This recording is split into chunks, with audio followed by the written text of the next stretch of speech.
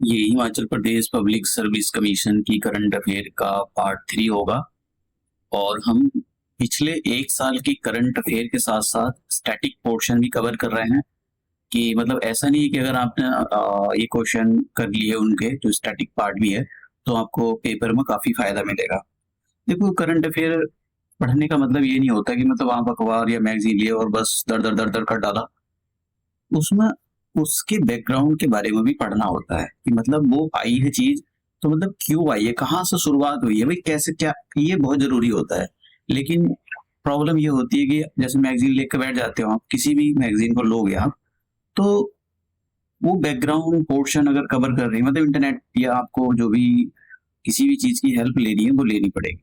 Magazine के अंदर अगर उन्होंने ये स्टैटिक पोर्शन उसका भरना शुरू कर दिया तो फिर उनकी मैगजीन करंट अफेयर से कम स्टैटिक पोर्शन से भर जाएगी। तो वो भी नहीं चाहते क्योंकि वो भी करंट अफेयर के नाम पर स्टैटिक पोर्शन बनाना नहीं चाहते। तो आपको मैगजीन पढ़ने का सही तरीका आना चाहिए, आपको इंटरनेट या जो भी कुछ है उसकी हेल्प लेनी चाहिए, जो भी इंटरनेट की तो हेल्प आपको लेनी पड़ेगी। अब हम बात करते हैं कि हमारा जो आज का लेक्चर है वो कन्वेंशन पर बेस है। तो सबसे पहले मैं आपको जो आयोग में पिछले सालों में, एक तो क्वेश्चन पिछले साल 2000 में, ये वाला क्वेश्चन 2023 में पूछा था और ये क्वेश्चन उससे पुराने क्वेश्चन है, ठीक है। और ये question Montreal protocol of Paris Rio summit, जो अर्थ समिट भी जिसको बोला जाता है 1992 में हुई थी। ये सारे क्वेश्चन मतलब इस टाइप के जो कन्वेंशन है प्रोटोकॉल है वो पूछे जा रहे हैं जो बहुत इंपॉर्टेंट है इन्वायरमेंट से रिलेटेड। तो ये आपको पता होनी चाहिए, ऐसा नहीं है कि केवल Himachal Pradesh public service commission के अंदर ही पूछे जाते हैं, किसी भी कमीशन के अंदर देखो इन्वायरमेंट से ये बहुत पूछे ही जा रहे हैं। तो मैं जितने भी इंपॉर्टेंट कन्वेंशन हैं, डेट, वो सारी हम कवर करेंगे और इन क्वेश्चनों को भी हम देखेंगे। कुछ क्वेश्चन इस लेक्चर में देखेंगे और कुछ क्वेश्चन कमिंग लेक्चर में। मैंने बस आपको बताया कि कैसे क्वेश्चन आ रहे हैं, मैं आपको एक बेसिक थीम प्रोवाइड करने की कोशिश कर रहा हूँ कि आयोग का क्या माइंड सेट है। ऐसा नहीं कि मतलब आप कुछ भी लिख कर बैठ गए, तो देखो कुछ भी लेने से नहीं होता है, आपको थोड़ा कैच करना पड़ता है कि मतलब आयोग के दिमाग में क्या चल रहा है, पेपर सेट जो करता है उसके दिमाग में क्या चल रहा है, कैसे टाइप के क्वेश्चन फ्रेम कर रहा है, तो ये पता होना चाहिए। तो अब हम अपना तो देखिए, जब वैसे तो इन्वायरमेंट से रिलेटेड है तो बहुत कुछ है, लेकिन आपको कोई स्पेशलाइज हासिल नहीं करनी। तो जब 1992 के अंदर आप समझ लो 1992 के अंदर अर्थ समिट होता है, ठीक है। तो इसके अंदर बहुत बहुत कुछ निकला था, दो लीगली बाइंडिंग डॉक्यूमेंट निकले थे।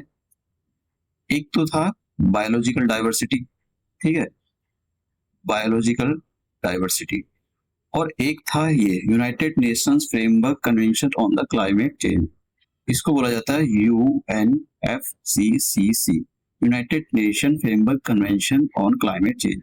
अब इसकी जो एक बात याद रखना कि इसकी जो 28 COP28 की मीटिंग हुई थी वो कहाँ पर हुई थी, UAE के अंदर। तो ये बात याद रखना, आपसे वैसे बेसिक सभी क्वेश्चन पूछा जा सकता है। प्राइम मिनिस्टर नरेंद्र मोदी जी यहाँ पर गए थे 2000, अभी ये 2023 में हुई थी, तो इसके बारे में याद रखना आपको।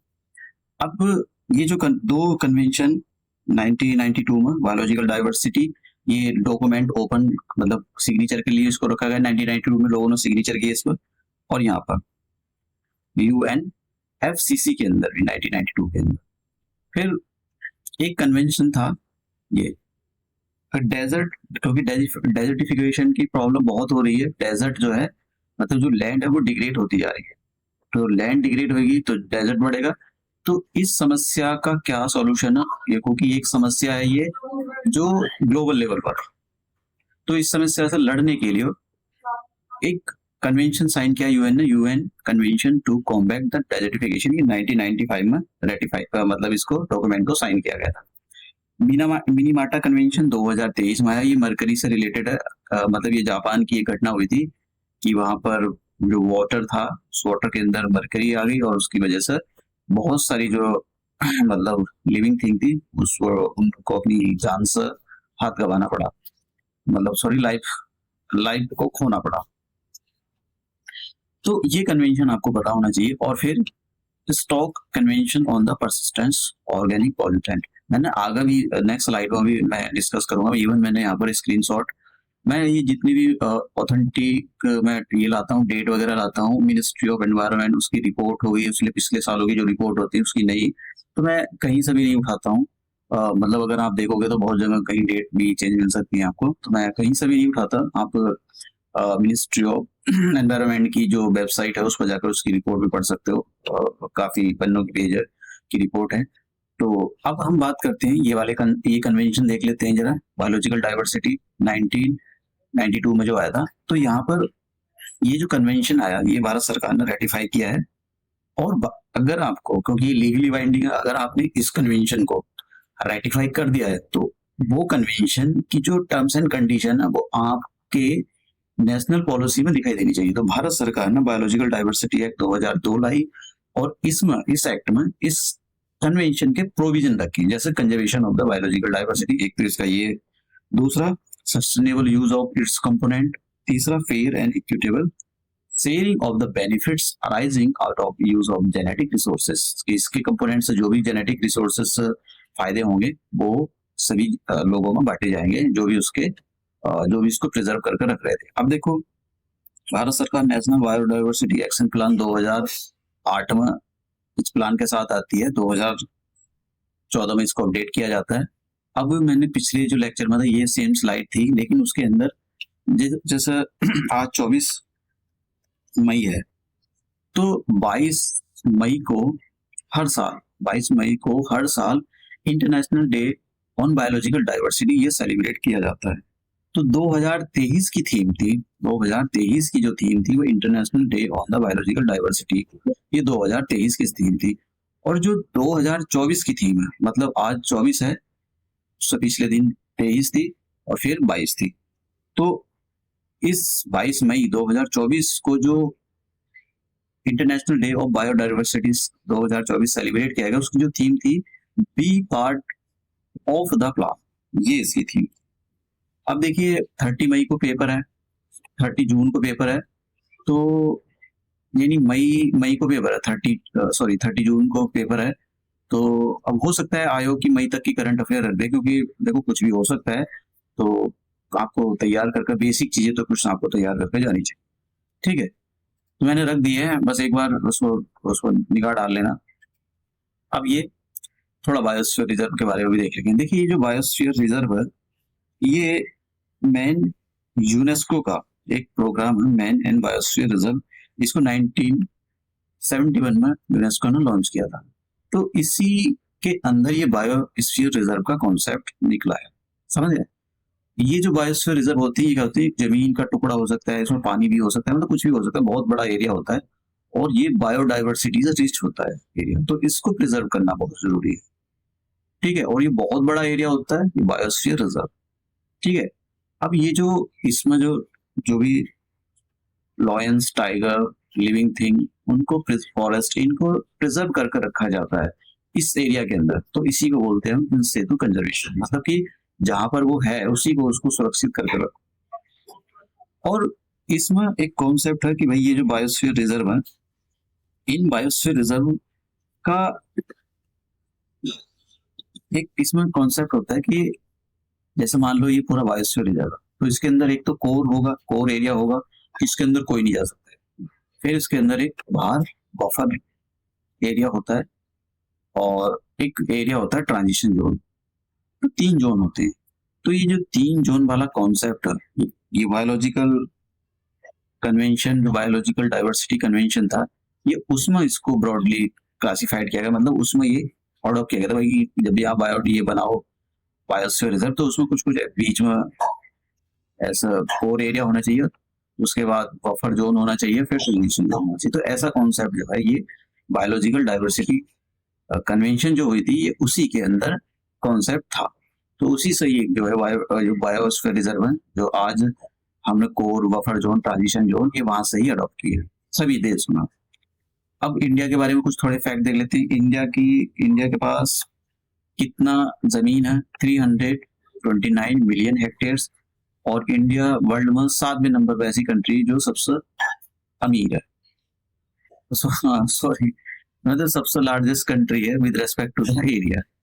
इंडिया के पास वर्ल्ड का परसेंटेज में अगर काउंट करें तो 2.4% पूरे वर्ल्ड का जो लैंड का एरिया है, और इंडिया के पास एक जो रिकॉर्डेड बायोडाइवर्सिटी स्पीसीज है वो 11%, तो ये याद रखना। इंडिया के अंदर नेशनल बायोस्फीयर रिजर्व का जो प्रोग्राम है 1986 से स्टार्ट हुआ था। अब हम नेक्स्ट चलते हैं। देखिए यहाँ पर ये बायो इंडिया के अंदर जो बायोस्फीयर रिजर्व टोटल 18, एक बार क्वेश्चन पूछा गया है कितने बायोस्फीयर रिजर्व, तो आपको पता होना चाहिए अभी 18 है। अब रामसार कन्वेंशन पर देख लेते हैं। देखिए ये जो कन्वेंशन था, देखिए इनके डेट के बारे में आपको पता होना चाहिए ये यहाँ पर, क्योंकि ये क्वेश्चन अभी आगे आएगा। तो सॉरी, हाँ, तो रामसार कन्वेंशन जो है 1971 में इसको मतलब 71 के अंदर ये कन्वेंशन ईरान की एक सिटी रामसार, तो वहां पर इसको जो है साइन किया गया था कन्वेंशन को, और ये 2 फरवरी को साइन किया गया। तो हर साल 2 फरवरी को वेटलैंड डे बनाते हैं, वर्ल्ड वेटलैंड डे बनाया जाता है। तो 2024 का जो वेटलैंड डे था, वर्ल्ड वेटलैंड डे 2024 में जो सेलिब्रेट किया गया था, उसकी थीम के बारे में आपको पता होना चाहिए।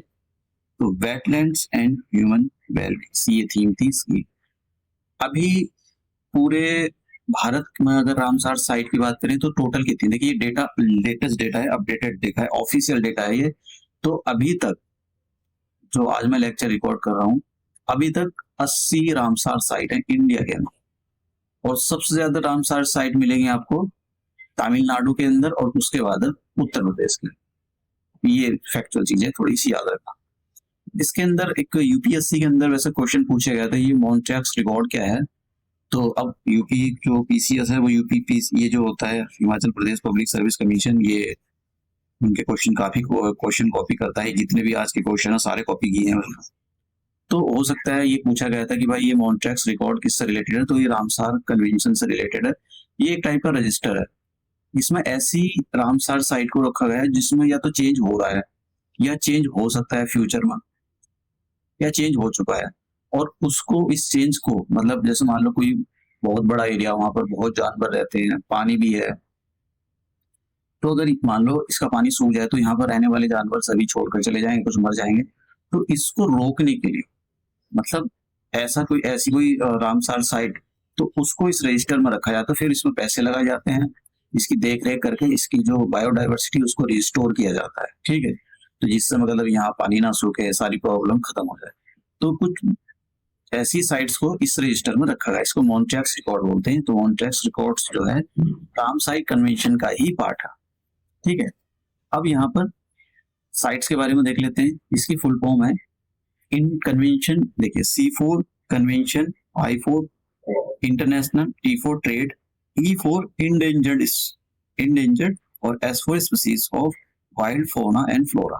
अब एक बार क्वेश्चन यूपीएससी के अंदर आया था कि ये जो साइट्स है कन्वेंशन जो है ये क्या पौधों के बचाने के लिए बना है या फिर प्लांट्स के लिए। देखिए इसके अंदर मतलब ये इनका जो कन्वेंशन है ये है कि भाई आप अगर कोई ट्रेड कर रहे हो, इंटरनेशनल ट्रेड, जैसे कि लाल चंदन ले लो, ठीक है, लाल चंदन। तो अब लाल चंदन के अंदर डिमांड बहुत ज्यादा है। अगर आप पूरे वर्ल्ड के सारे लाल चंदन पेड़ काट डालोगे तो फिर अगर उससे कोई मेडिसिन या कोई चीज बनती होगी तो फिर कहाँ से लाओगे आप। तो ये क्या काम करते हैं, ये ऐसी कोई चीज जो बहुत मतलब ऐसी जो जितने भी प्लांट्स या एनिमल्स हैं उनको बचा कर रखती है कि इंटरनेशनली उनके अंदर ट्रेड ना हो। अगर बहुत ज्यादा ट्रेड होगा, जैसे चाइना के अंदर उल्टी सीधी चीजें खाते हैं, तो उससे क्या होगा कि ये जो सारी जो जिस मतलब जैसे रेड पांडा हो गया, रेड पांडा खत्म ही हो गया, तो भाई पता लगा किसी को कि भाई किसी को मतलब मालूम कि भाई जो है इंडिया के अंदर ऐसी कोई टाइगर को ले लो कि भैया टाइगर की जो है मांस खाने से जो है इंसान उसकी एज 100 साल और बढ़ जाती है। तो लोग क्या काम करेंगे, सारे टाइगर मार कर खा जाए। तो ऐसा ना हो, ऐसा ना हो, इसको बचाने के लिए वो साइट्स बनाए। और ये कब सिग्नेचर किया गया था, 1973 में इसको सिग्नेचर किया गया था। ये डॉक्यूमेंट सिग्नेचर के लिए ओपन हुआ था। अब हम क्वेश्चन करते हैं, क्वेश्चन देखते हैं। ये क्वेश्चन पूछा गया था, देखिए कन्वेंशन टू कॉम्बैट डेजर्टिफिकेशन 1994 के अंदर आया ये, ठीक है। मैं यहाँ पर ठीक से लिख देता हूँ। तो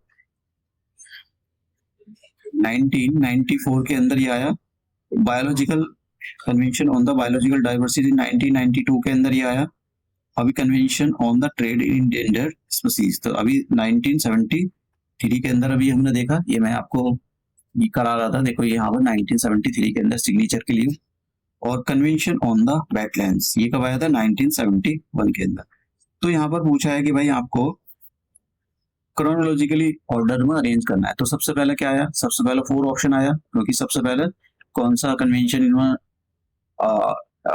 ये सिग्नेचर हुआ था 1971 में, रामशार कन्वेंशन जो वेटलैंड पर है। दूसरा जो आएगा, दूसरे नंबर वो आएगा तीसरा, क्योंकि तीसरा जो है convention on the trade endangered species 1973 के अंदर ये सिग्नेचर हुए। और फिर 1992 के अंदर मतलब दूसरे नंबर का आएगा फिर कि बायोलॉजिकल डाइवर्सिटी पर आया, फिर कॉम्बैट टू डेजर्टिफिकेशन 1994 पाया। तो इसका ये आंसर 4321, देखो कौन सा है? 4321 तो इसका सी आंसर। ठीक है, तो ये बाकी एलिमिनेट कर दिए जाएंगे, सी आंसर हो जाएगा हिंदी और इंग्लिश के लिए। अभी जरा और क्वेश्चन देखते हैं, अगर मतलब इसको मैं नेक्स्ट लेक्चर में सॉल्व कराऊंगा। यहाँ देख लेते हैं जरा आप यहाँ कितना सॉल्व कर पाते हो। अभी तो आप एक ही सॉल्व करवाओगे, आपको अर्थ समिट जो 1992 में हुई थी, तो इसका जो आंसर है वो ये है। और कुछ लोगों को अगर पता हो तो पेरिस एग्रीमेंट जो हुआ था वो 2015 में हुआ था, 2015 में हुआ था। तो इस ऑप्शन से आप मैंने यहाँ पर ये है, इसके ऊपर ऑप्शन ये है यहाँ पर। तो इसका मतलब क्या हो जाएगा? यानी क्यू का तो हो जाएगा 4 और आर का हो जाएगा, आर कितना है? आर का हो जाएगा फर्स्ट। तो देखो आर का फर्स्ट ये वाले ऑप्शन खत्म करो। और क्यू का 4, क्यू कहाँ गया? क्यू का 4, तो ये वाला ऑप्शन भी खत्म करो। तो आंसर कितना हो जाएगा? सी। और ये जो मॉन्ट्रियल, मैं अभी नेक्स्ट लेक्चर में Montreal protocol, Veena protocol and ozone layer से रिलेटेड नेक्स्ट लेक्चर लाने वाला हूँ। उसमें हम ये सारी चीजें देखेंगे। तो हम ये लेक्चर, अभी एक और चीज है यहाँ पर, ये देख सकते हो आपको, अगर आपको अर्थ समिट के बारे में पता हो कि भाई जैसे मॉन्ट्रियल प्रोटोकॉल, ये वीना कन्वेंशन हो गया, क्योटो प्रोटोकॉल, अर्थ समिट के बारे में तो आपको पता है 1992 में हुई थी ये। तो अगर आप इसको सॉल्व कर सकते हो तो कर लो, अदरवाइज मैं लास्ट के 2 क्वेश्चन जो है, और क्योंकि मुझे अभी मॉन्ट्रियल प्रोटोकॉल और ये वीना प्रोटोकॉल इसके बारे में बताना है, तो उसके बाद आप क्वेश्चन को सॉल्व करवाओगे, अदरवाइज आप सॉल्व कर सकते हो। तो मिलते हैं नेक्स्ट लेक्चर में।